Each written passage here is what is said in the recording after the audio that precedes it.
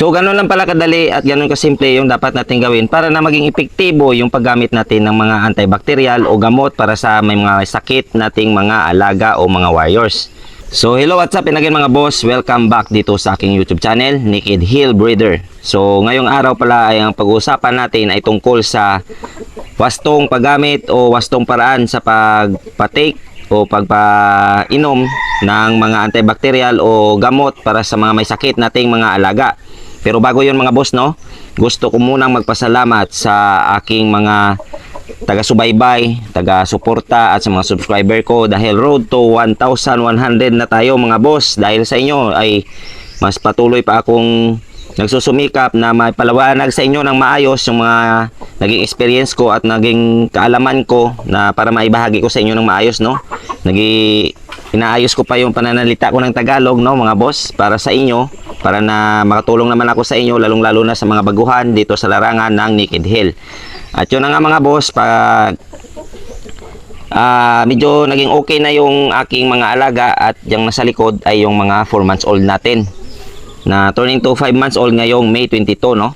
At medyo kumukulab na dito sa aming lugar dahil paulan na naman. At medyo okay na yung kanilang pakiramdam, naging maayos na yung kanilang kondisyon.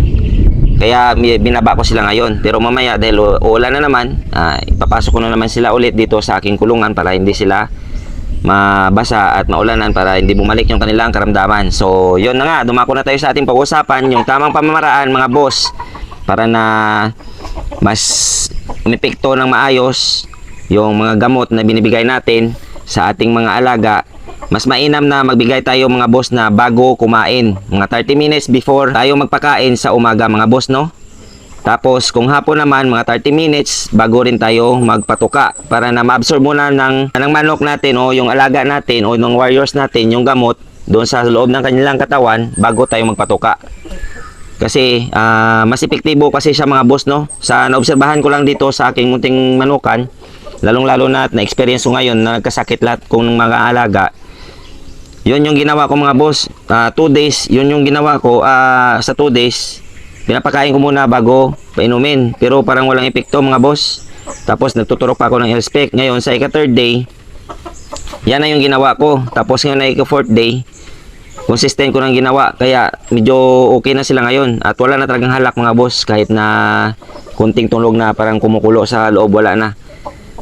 At sa tingin ko mga boss, yun yung pinaka-effective na paraan para na mabilis na umepekto yung gamot sa ating mga alaga at mabilis gumaling yung ating mga warriors.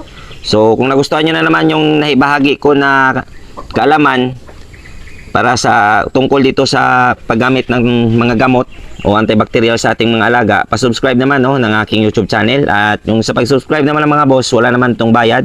Yan sa baba sa pangalan ko, i-click nyo yung subscribe. Then pagka-click nyo, may bell button dyan na lalabas, i-click nyo din yun ulit. And then, i-select all para lagi kang updated sa mga susunod ko pa na videos. At kung mag-upload ako, at least ikaw yung maunang maka-open ito para na may matutunan ka na naman ng panibago dito sa aking ibabahagi. So, yun lang mga boss, no. At lagi nating tatandaan na ang Naked Hill ay sports lamang. Huwag tayong magpakalulong sa sugal at lagi nating unahin ng ating pamilya. Yun lang, maraming salamat and God bless sa ating lahat.